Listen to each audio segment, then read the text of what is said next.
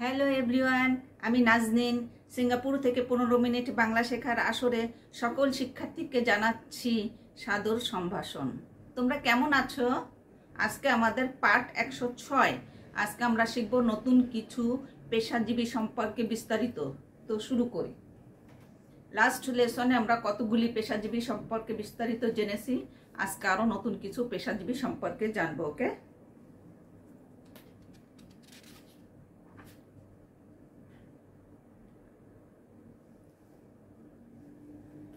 প্রথমে আমরা জানব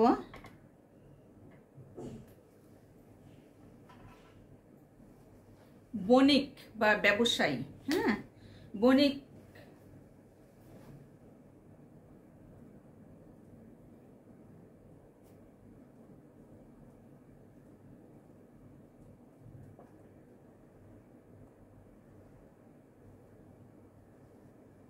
বণিক বা ব্যবসায়ী। বণিক এদের কাজের বর্ণনা কি? যিনি ব্যবসা করেন, এটাই হচ্ছে বণিক। 2 নম্বরে কি?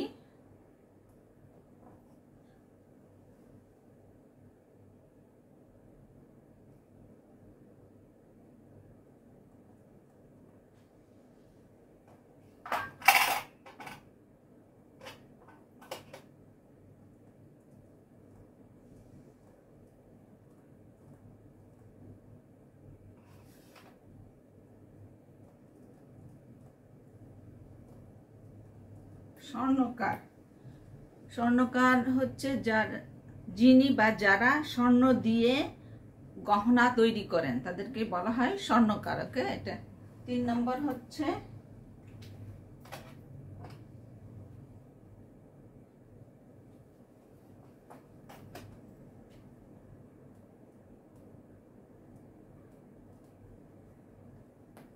সম্পাদক।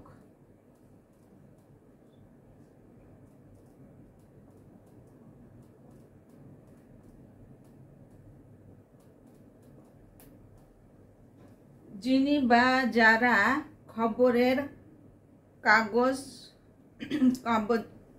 যারা খবরের কাগজে অন্যের লেখা প্রকাশ করেন, তাদেরকে সম্পাদক বলা হয়। তাহলে সম্পাদকের কাজ সম্পর্কে আমরা জেনেছি, তাই না? 4 নম্বর হচ্ছে সাপুড়ে।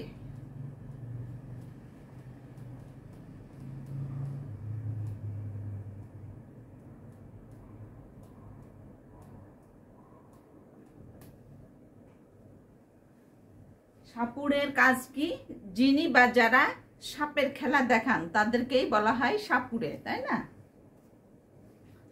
5 নম্বর হচ্ছে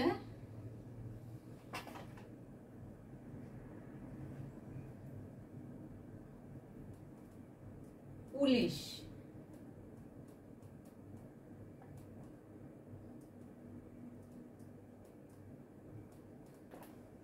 পুলিশ কাদের বলা হয়? যিনি বা যারা আইন শৃঙ্খলা রক্ষার কাজ করেন, তাদেরকেই বলা হয় পুলিশ। এরপরে 6 নম্বর হচ্ছে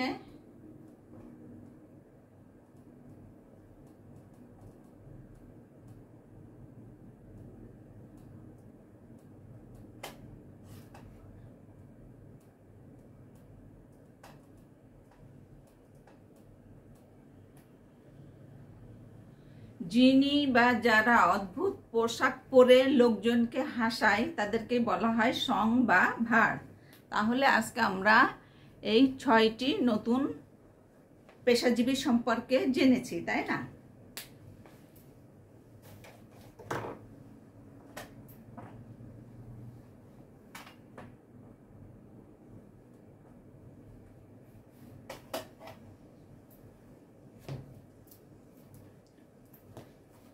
এটা কিসের ছবি দেখতে পাচ্ছ?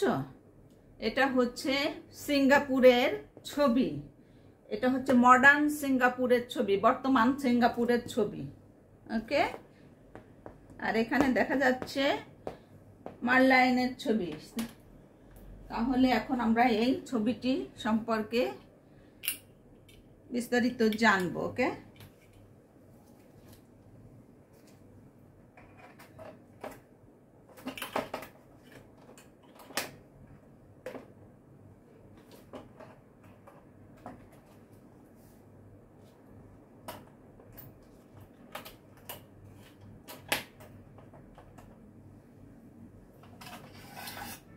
এটা হচ্ছে মডার্ন সিঙ্গাপুরের ছবি। ওকে, এই যে এখানে সিংহের মুখ দিয়ে পানি বের হচ্ছে, এটা মূর্তি। এখন এই ছবি দেখে আমরা গল্পের মাধ্যমে নতুন কিছু জানবো। সিঙ্গাপুরকে আগে বলা হতো কি সিংহের শহর, তাই না? অনেক দিন আগে সুমাত্রার একজন রাজপুত্র স্যাং নীল উত্তামা একটা নতুন শহর স্থাপনের জন্য তার সঙ্গীদের সঙ্গে একটা জায়গার সন্ধান করছিলেন। একদিন জঙ্গলে শিকার করার সময় তারা একটা হরিণ দেখতে পেল। যখন সেটাকে ধরার জন্য ধাওয়া করলো, সেটা অদৃশ্য হয়ে গেল। তারা কাছেরই একটা পাহাড়ে উঠে হরিণটার সন্ধান করতে লাগলো। তারা হরিণটাকে খুঁজে পেল না ঠিকই, কিন্তু সমুদ্রের অপর দিকে একটা দ্বীপ তাদের নজরে পড়ল। তারা দ্বীপটির নাম দিল তেমাশেক। যেই রাজপুত্র এবং তার সঙ্গীরা জলপথে তেমাশেকের দিকে যাত্রা করলো, সেই সময় প্রচন্ড ঝড় শুরু হলো। বড় বড় ঢেউয়ের জন্য জাহাজটার ডুবে যাওয়ার মতো অবস্থা হলো। রাজপুত্র এবং তার সঙ্গীরা আপ্রাণ চেষ্টা করতে লাগলো। হঠাৎ রাজপুত্রের মুকুটটা সমুদ্রের জলে পড়ে গেল। ঠিক সেই সময় একটা আশ্চর্য ঘটনা ঘটল।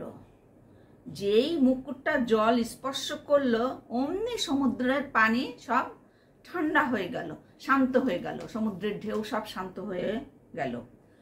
যখন তারা তেমাশেকে পৌঁছলো, রাজপুত্র একটা অদ্ভুত জন্তু দেখতে পেল, যেটা ছিল দেখতে একটা সুদর্শন সিংহের মতো। তার শরীরটা ছিল সোনালি রঙের আর কালো রঙের মাথা সূর্যকিরণে চকচক করছিল। রাজপুত্র তেমাশেক নাম পরিবর্তন করে দ্বীপটির নাম দিলেন সিঙ্গাপুরা, যা বা সিংহের শহর। এভাবেই সিঙ্গাপুরা বা সিংহের শহর, আমাদের এই যে বর্তমান সিঙ্গাপুর, এটার পূর্ববর্তী নাম ছিল সিঙ্গাপুরা বা সিংহের শহর আমরা জানি। তো এই ছবিটি দেখে গল্পের মাধ্যমে আজকে আমরা যে নতুন শব্দগুলি শিখেছি সেগুলি এখন একে একে এখানে লিখব, এবং প্রত্যেকটি শব্দ দিয়ে আমরা একটি একটি করে বাক্য তৈরি করব। ওকে, প্রথমে আমরা জেনেছি কি 1 নম্বরে রাজপুত্র।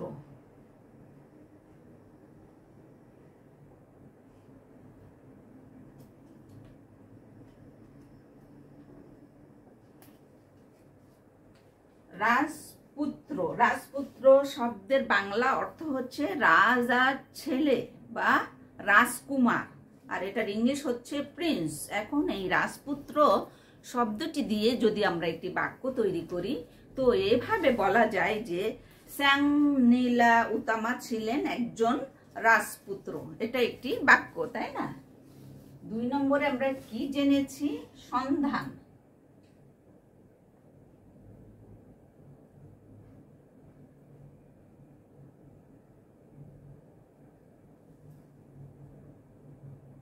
সন্ধান, সন্ধান শব্দের বাংলা অর্থ হচ্ছে অনুসন্ধান করা বা তল্লাশ, আর এটার ইংলিশ হচ্ছে ফাইন্ড, লুক ফর। এখন এই সন্ধান শব্দটি দিয়ে যদি আমরা একটি বাক্য তৈরি করি, তো এভাবে বলা যায় যে স্যাং নীলা উত্তামা একটা নতুন শহর স্থাপনের জন্য তার সঙ্গীদের সঙ্গে একটা জায়গার সন্ধান করছিলেন। এটা একটি বাক্য, তাই না? 3 নম্বরে আমরা কি জেনেছি?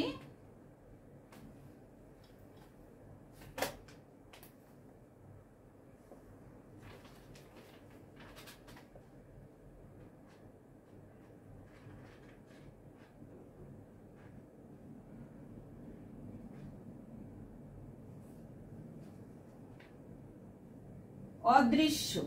অদৃশ্য শব্দের বাংলা অর্থ হচ্ছে অগোচর। হ্যাঁ, এখন এটার ইংলিশ হচ্ছে ইনভিজিবল। এখন এই অদৃশ্য শব্দটি দিয়ে যদি আমরা একটি বাক্য তৈরি করি, তো এভাবে বলা যায় যে একদল শিকারী জঙ্গলে একটি হরিণ দেখতে পেল। যখন সেটাকে ধরার জন্য ধাওয়া করলো সেটা অদৃশ্য হয়ে গেল। এটা একটি বাক্য, তাই না? 4 নম্বরে আমরা কি জেনেছি? মুকুট।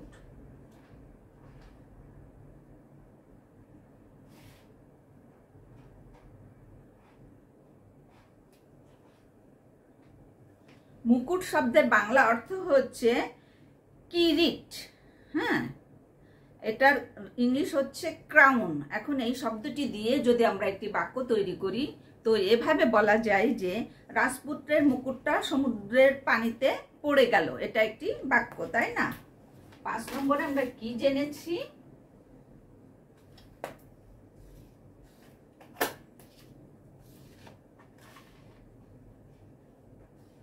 সুদর্শন।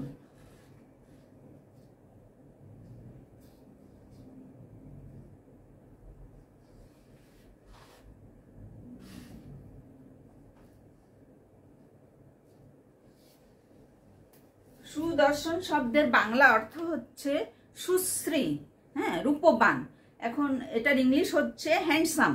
এখন এই সুদর্শন শব্দটি দিয়ে যদি আমরা একটি বাক্য তৈরি করি তো এভাবে বলা যায় যে রাজপুত্র দেখতে খুব সুদর্শন ছিলেন। এটা একটি বাক্য। হ্যাঁ, 6 নম্বরে আমরা কি জেনেছি?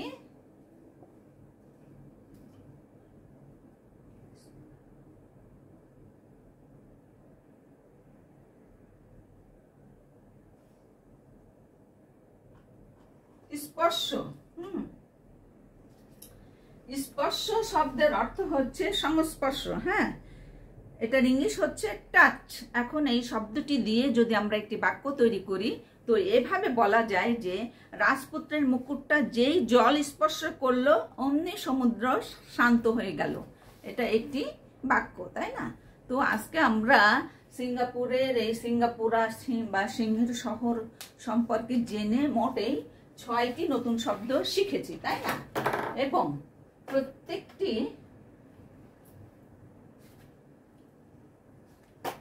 প্রত্যেকটি শব্দ দিয়ে আমরা একটি একটি করে বাক্য তৈরি করেছি।